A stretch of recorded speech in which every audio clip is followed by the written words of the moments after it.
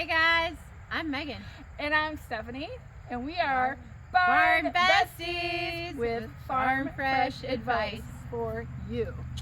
So we are here to impart the knowledge that we have learned over the years of building and running barns so that you guys don't have to have the problems and the misery and the mistakes that we made. Hope you enjoy our videos. Make sure you hit the subscribe button, right? Right, and we hope to save you time and money on your new adventures. Absolutely.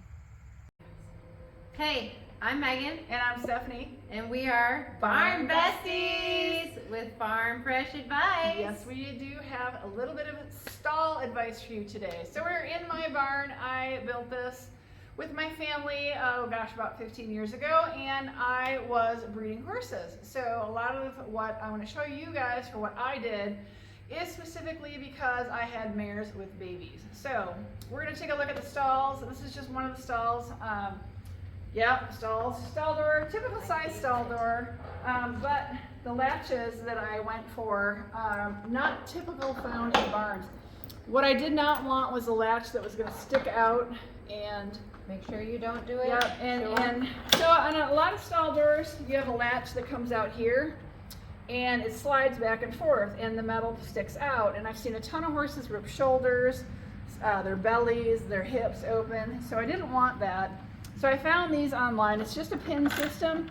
You have to drill a hole into this, and you put that in, and it's just a nice pin system. So and the horses can't push the stall doors open, and all you do is pop her up there when you're not in use. So that was the first thing that I really liked, and I've got that on all my stalls. Also, can you tell us that there aren't any windows? Tell us so why there aren't any windows. We actually made these stalls by scratch. They weren't custom ordered or anything. They're literally, we just bought the lumber, we cut it all, we put it all in.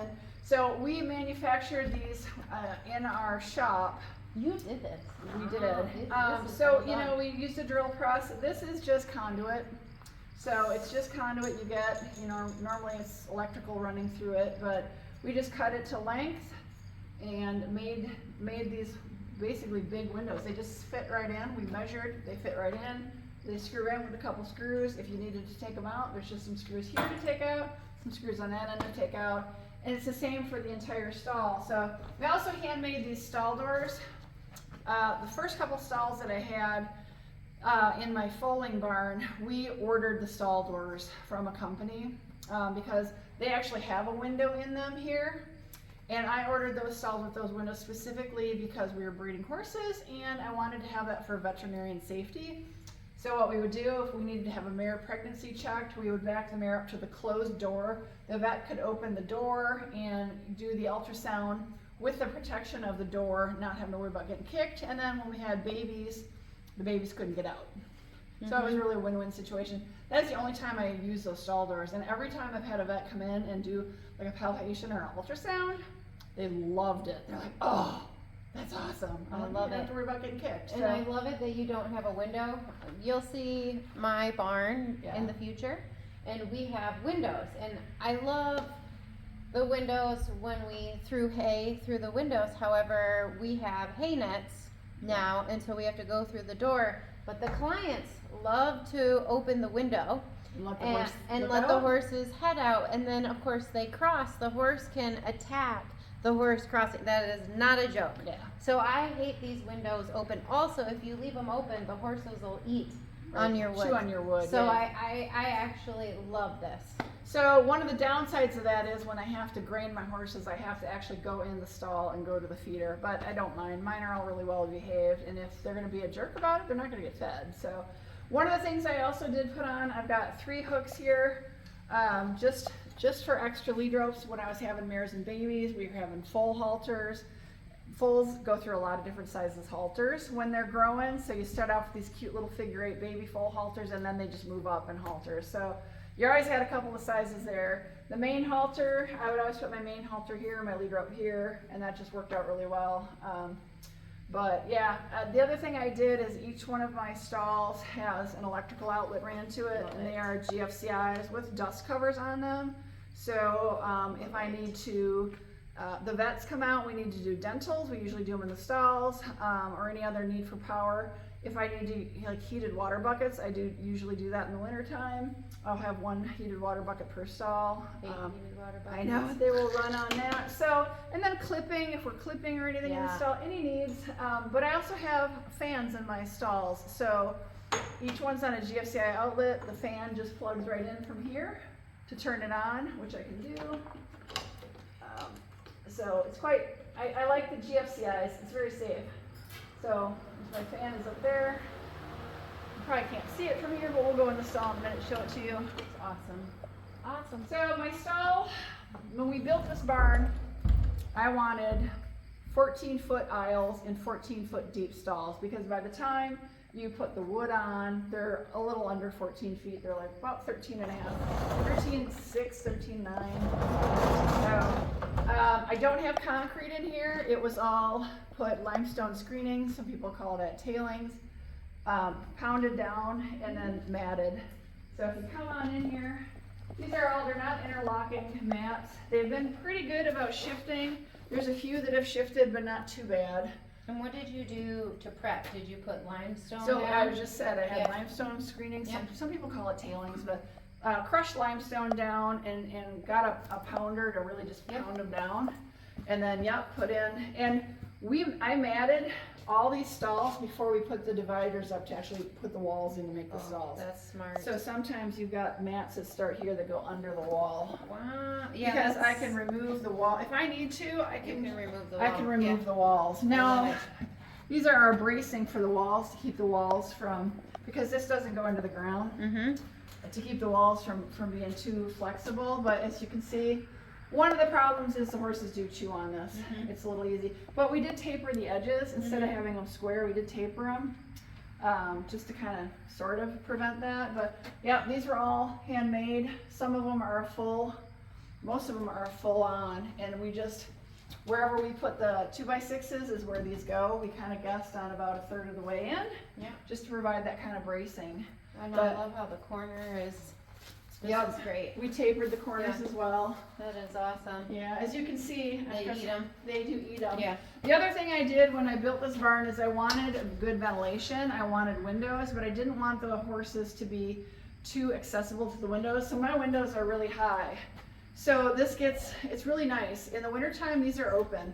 And the horses look at ventilation, but it's not blowing on the horse. It's high enough that they are getting fresh air, but it's not chilling the horses down.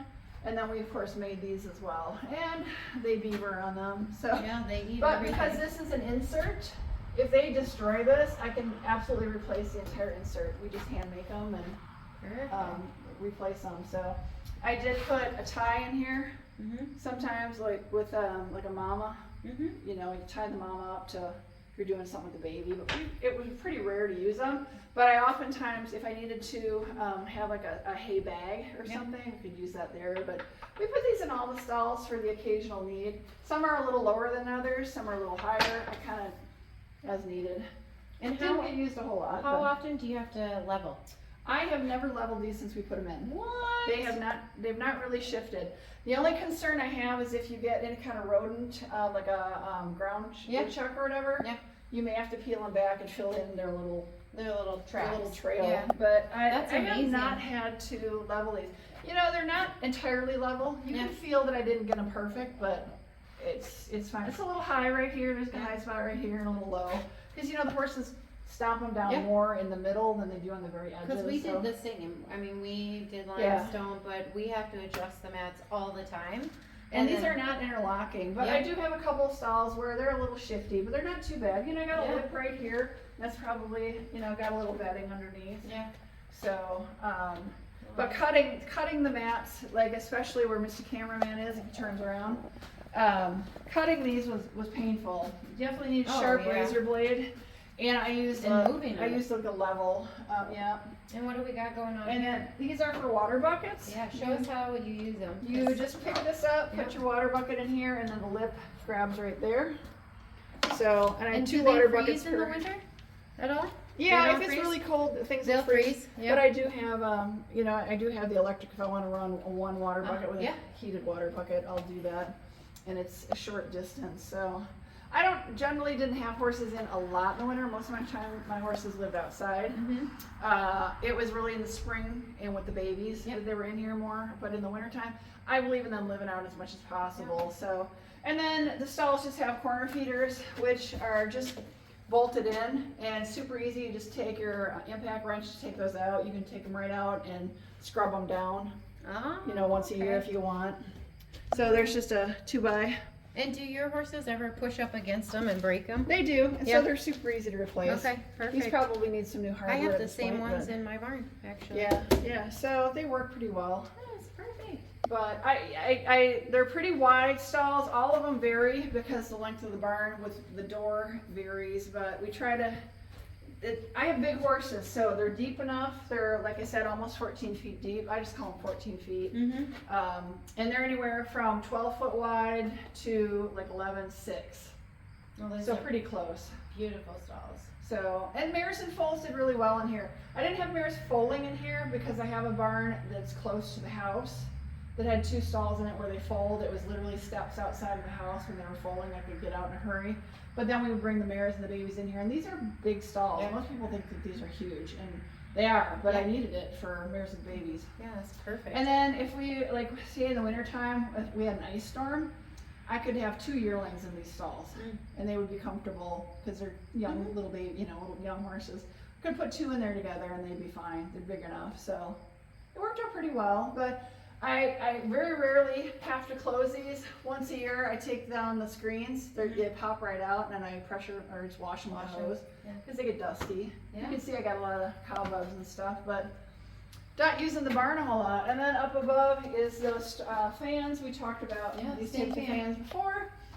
This is going to be the enclosed motor to keep the dust out to prevent fires. They're like an industrial type.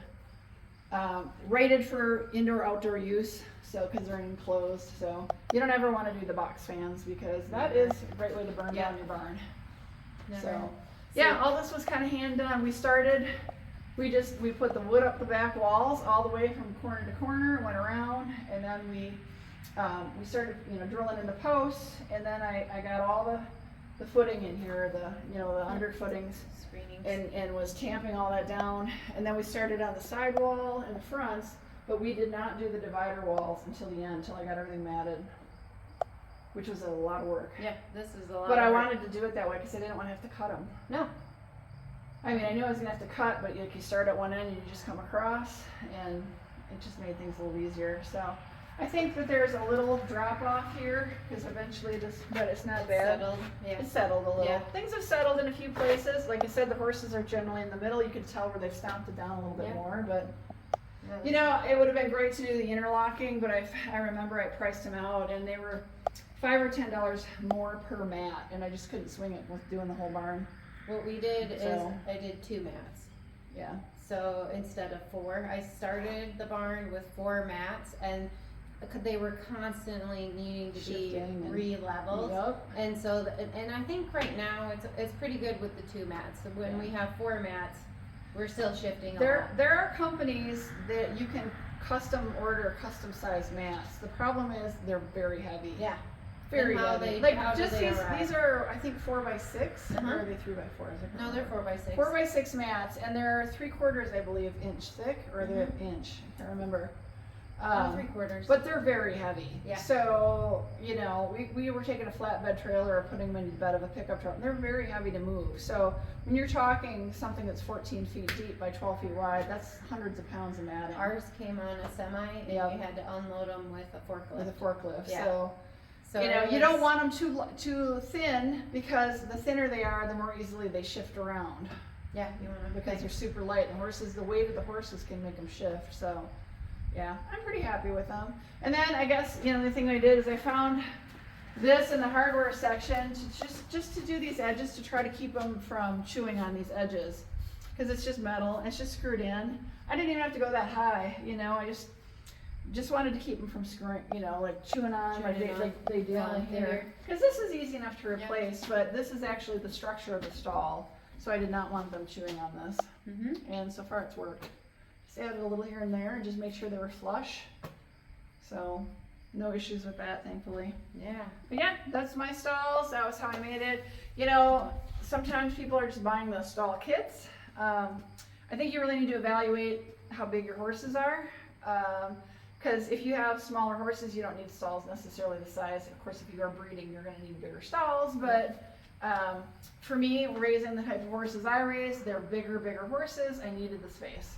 Absolutely needed the space, and especially with having mares and babies. Yeah. So you could foal a mare in a stall this size. A smaller mare would do better in it, but the bigger mares need a minimum of this. A little bigger. A little bigger would be better. Usually you're looking at least 16-foot stalls. Yeah. But my foaling stalls are not much different size than this, and they did fine in them.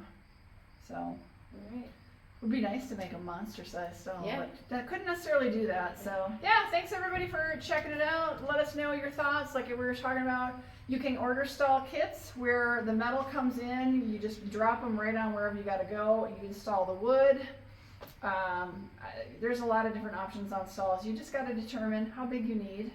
Right? Mm-hmm. And you were talking about the stall doors. A lot of those come with, you know, the swinging doors, which I think the more those open up, the more they rust out. Mm-hmm. I was one of the things with metal. I've been at boarding barns that have those prefabricated metal stalls, and the bottom rusts out, and you start getting the tubing starts to rust out from all the horse urine and manure and the wet Or bedding. salt. Clients yeah. like to bring salt blocks. Salt in there makes them rust out. Yeah. Rust out. So we've been pretty lucky. they're a little easier because they're kind of prefab, but you know they don't last forever. And we'll need to metal, replace them. when metal starts rusting, you've got issues with sharp, rusty metal. And then the amenities, you know, some of them will have the whole feeder will swing out, or the swinging doors. You've got fancy stalls that don't have full-on fronts. Oh, I hate those. I don't like those. I think they're dangerous. I had heard of a friend's stallion trying to jump over, and he actually gored himself and killed himself. Yeah. So I don't. They look very fancy, but I they're don't beautiful. think they're practical. Yeah, for real horse people, I don't think that's a good thing. But you know, the other options are doors. You can buy doors that are fully screened in metal. So if you're in the south where it's really hot, getting airflow through your stalls is really important. And sometimes having these stalls that are fully screened, they may have a little section at the bottom to kind of hold the bedding in, but they're fully screened for better ventilation. I think those are really smart in hot weather. Well, they even have pipes. So when we travel across the country, we end up staying at overnight horse hotels, and they're actually all just pipe. And I'm always nervous because the corral pipe. Yeah, and most of our horses are used to a stall, so they're totally fine. I've never had any problems. The concern for me with a pipe corral enclosure would be a horse laying down rolling and getting caught into the corral. Definitely would be something I would not recommend. No, but it's understandable if in people Arizona, it's Nevada, New Mexico. Yeah, well, especially in the south where you've got wood-eating insects that can do a lot of damage. You got termite problems. I understand that, and like we're talking about airflow for heat and all that for sure. Here, it gets hot, but we also get extremely cold. Very cold. So, and we don't have the termite problem this far north. I'm sure you can get a little bit of termite issues, but you don't really hear about that at all around here. So it's a little farther south for us. So you do have those considerations. And I hung a ceiling in my barn to kind of help with the insulation and the heat. We insulated our walls. Mr. Cameraman, if you can pan up and look, you can see that there's insulation up there, goes all the way up, and that's just because we're in Wisconsin. It is incredibly cold, and I don't have a heater in my barn or anything, but it absolutely makes a huge difference when it's cold out. If the horses are in here, it's cold out. If I have any kind of hay stored in here, it does keep it fairly warm, but you do get the dripping, the condensation from their breath. But these are my stalls. This is it. This is what I do, and appreciate it, you guys. Let us know if you got questions, and we will see you on our next video. Bye, everybody. Bye.